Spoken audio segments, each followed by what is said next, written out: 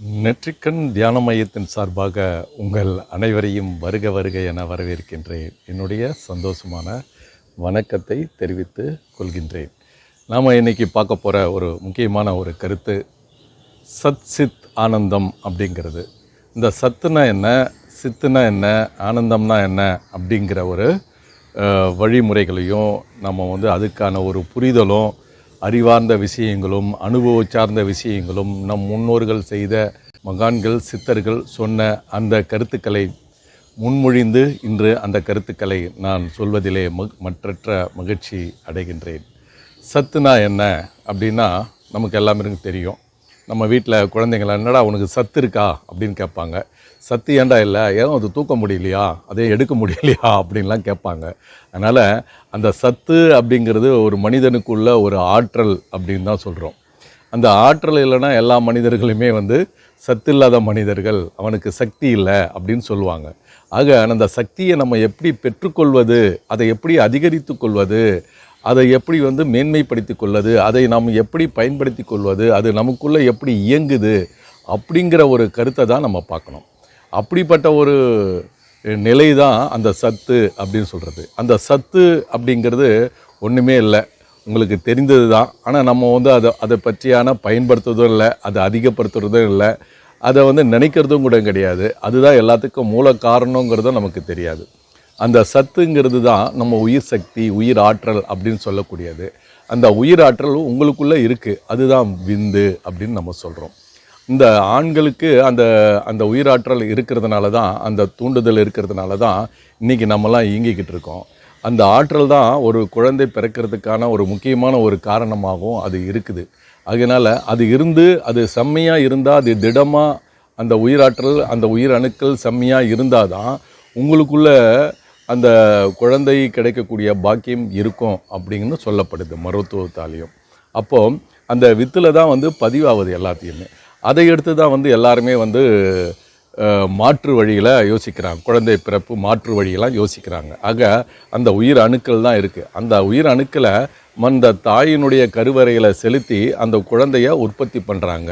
கருத்தரிப்பு மையம் அப்படிங்கிறதெல்லாம் இன்றைக்கி உருவாயிடுச்சு. அதுக்கு காரணம் என்னென்னா, நிறைய பேருடைய உணவு முறைகள்லையும் மனதிலையும் எல்லாமே அந்த உயிராற்றலில் பலம் இல்லாமல் இருக்குது. அது ஒரு துடிப்பு இல்லாமல் இருக்குது, ஒரு அழுத்தம் இல்லாமல் இருக்குது, அது செயல்படுறது குறைவாக இருக்குது. ஆக இந்த உயிராற்றலை நம்ம எப்படி பெருக்கிக்க போகிறோம் அப்படிங்கிறது தான் நம்ம முக்கியமானது. அந்த சத்தை எப்படி நம்ம உருவாக்கிக்க போகிறோம், நமக்குள்ளே இருக்குது, அதை அதிகப்படுத்திக்கணும், அதை செம்மைப்படுத்திக்கணுங்கிறது தான் நம்மளுடைய நிலை. ஆக அந்த உயிராற்றலை நீங்கள் செம்மைப்படுத்துவதற்கு அரிய ஆற்றல் தான் நம்மளுடைய நெற்றிக்கண் தியானம். இந்த நெற்றிக்கண்ணில் நம்ம அந்த சத்தை கொண்டு வருவது தான் நம்மளுடைய நோக்கமாக இருக்குது.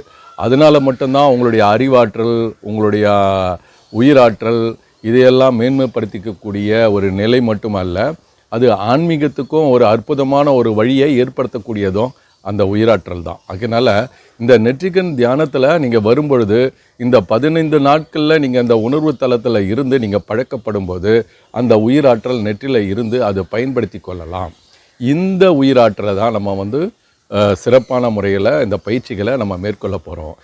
இந்த பயிற்சிகளை நம்ம நெற்றியில் அதை கவனிக்கிறதுனால, இதை கவனிக்க கவனிக்க கவனிக்க நமக்குள்ள ஒரு ஆற்றல் பெருக்கெடுத்து ஓடும். இதை நீங்கள் அற்புதமாக நீங்கள் பயன்படுத்திக்கலாம். இந்த உணர்வு ஆற்றலை நீங்கள் இப்போ அந்த சத் சித்து ஆனந்தங்கிறத நம்ம பார்க்க போகிறோம். இந்த சத்து தான் எல்லாம். இந்த சத்தில் தான் டிஎன்ஏ இருக்குது, ஆர்என்ஏன்னு சொல்கிறாங்க, குரோமோசோம்னு சொல்கிறாங்க. இது எல்லாமே பதிவு செய்யக்கூடிய ஒரு முக்கியமான ஒரு தளம்தான் இது. இதுக்குள்ளே தான் நம்மளுடைய முற்பிறவிகள் இருக்குது, நம்மளுடைய விதி பயன் இருக்குது, நம்மளுடைய செயல்பாடுகள் இருக்குது, எல்லாமே இதில் தான் இருக்குதுங்கிறத நமக்கு அறிய முடியாமல் இருக்கும். நம்ம இந்த நெற்றிக்கண்ணில் இருந்துக்கிட்டு நம்ம அந்த உணர்வு தளத்தை நம்ம பார்க்க போகிறோம். இந்த உணர்வு தளத்தில் நம்ம இருந்துட்டு அது சத்து சித்து ஆனந்தம்ங்கிறத நம்ம உணர்றதுக்கு இருக்கும். இதுதான் மகான்களும் சித்தர்களும் ஞானிகளும் இதை தான் பயன்படுத்திட்டாங்க. அதனால் இந்த சத்துன்றது ஒன்று இருக்குது, அது உயிராற்றல் இருக்குது. இந்த சித்துன்றது என்ன அப்படின்னா, ஒரு குரு தன்னுடைய சீடனுக்கு தீட்சைகளை அளிக்கிறாரு இல்லைங்களா? அந்த தீட்சையை அளிக்கும் போது தான் அதுதான் சித்து, அதுதான் செயல்படுது. இதுவரையிலையும் நீங்கள் உங்களுக்குள்ளே இருக்கக்கூடிய அந்த சத்து இருக்குது, அது சித்தாகணும்னா நீங்கள் தீட்சை தான் பெற்றாகணும். அப்போ நீங்கள் தீட்சை பெற்றாதான் உங்களுக்குள்ள ஒரு ஆற்றல் சித்தாக மாறும். இந்த சித்து எப்படி ஆனந்தமாக ஆகும் அப்படிங்கன்னா, இது நமக்கு பேரானந்தமாக ஆகிறதுக்கான வாய்ப்புகள் இருக்குது. இந்த உணர்வோடு நீங்கள் இந்த நெற்றிக்கண் உணர்வோடு இருந்து குரு கொடுத்த தீட்சையை பெற்று அதன் வழியில் நீங்கள் பயிற்சி செய்து வரும் பொழுது உங்களுக்கு புலன்களுக்கும் இந்த உடலுக்கும் அப்பாற்பட்ட ஒரு உணர்வு தளம் உங்களுக்கு அந்த நெற்றிக்கண்ணில் இருக்குது. அந்த நெற்றிக்கண்ணில் நீங்கள் நுட்பமாக நுண்ணிய நிலையில் அது செல்ல செல்ல செல்ல செல்ல உங்களுக்குள்ள ஒரு பேராற்றலாக இருக்குது மட்டும் இல்லை, ஒரு புதிய உலகத்தை உங்களுக்கு உற்பத்தி பண்ணி கொடுக்கும். அந்த உலகத்துக்குள்ளே நீங்கள் செல்லும் பொழுது அந்த உலகம் உங்களுக்கு அற்புதமான ஒரு உலகமாக இருக்கும். அதுதான் அந்த உலகத்துக்குள்ளே வெற்றிடமாக இருக்கிறதுன்றதை விட நீங்கள் மட்டும்தான் அந்த உலகத்தில் இருப்பீங்க, நீங்கள் மட்டும்தான் அங்கே இருப்பீங்க. அந்த உலகத்துக்குள்ளே நீங்கள் போகும்போது ஒரு ஆனந்தமான ஒரு நிலை இருக்கும். அங்கே வேறு யாருமே இல்லை, நீங்கள் மட்டும்தான் இருப்பீங்க. அதுதான் ஒரு இந்த உணர்வு தளத்தில் இருந்துக்கிட்டு நீங்கள் அந்த பயிற்சிகளை செய்து வரும்போது ஒரு நாள் உங்களையே இந்த உடல் இல்லாமல், இந்த மனம் இல்லாமல், இந்த எண்ணம் இல்லாமல், எதுவுமே இல்லாமல் ஒரு நாளைக்கு நீங்கள் உருவாகுவீங்க. அந்த உருவாகும்போது அந்த உருவாற்றலானது அதுக்குள்ளே இந்த உலகத்துக்குள்ளே நீங்கள் நுழையும் போது ஒரு பிரம்மாண்டமான ஒரு சூழ்நிலை உங்களுக்கு ஏற்படும். அதுக்குள்ளே நீங்கள் இருக்க இருக்க அதை பழக பழக உங்களுக்குள்ளே என்றாவது ஒரு நாள் உங்களுக்கு அந்த உணர்வு தளத்துக்குள்ளே அந்த உலகத்துக்கு நீங்கள் போவீங்க. அங்கே போகும்போது நீங்கள் மட்டும்தான் இருப்பீங்க. ரொம்ப சந்தோஷமாக, மகிழ்ச்சியாக, ஆனந்தமாக இருக்கும். ஒரு புதுவிதமான உலக நிலைகள்லாம் இருக்கும். அது முன்னாடியே நீங்கள் பார்த்துருப்பீங்க.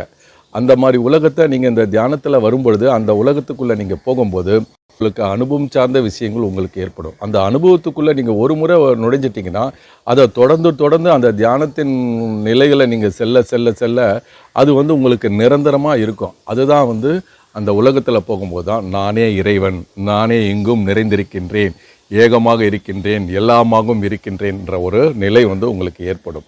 அந்த நிலை தான் பிரம்மாஸ்மி அப்படின்னு சொல்கிறாங்க. அதனால் நீங்களும் இந்த கடவுளாகிறதுக்கான வழின்றது மட்டும் இல்லை, அங்கே ஒரு சுகமான ஒரு ஆனந்தமான ஒரு உலகம் இருக்குது.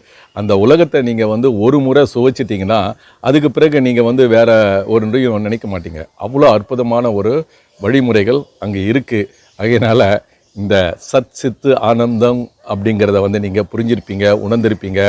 இந்த ஆனந்தத்தை, எல்லையில்லாததை, எப்பொழுதும் குறைவில்லாததை நீங்கள் அனுபவிக்கணும்னா இந்த நெற்றிக்கண் தியானத்துக்கு வரும்பொழுது இந்த உணர்வு தளம் இங்கேருந்து ஒரு ஆனந்தம் ஏற்படும். அந்த மெய் உணர்வுன்றது அந்த சத்து, அதே மாதிரி உச்சிலையும் அந்த சத்து இருக்கும், அதே மாதிரி பிடரிலையும் அந்த சத்து இருக்கும்.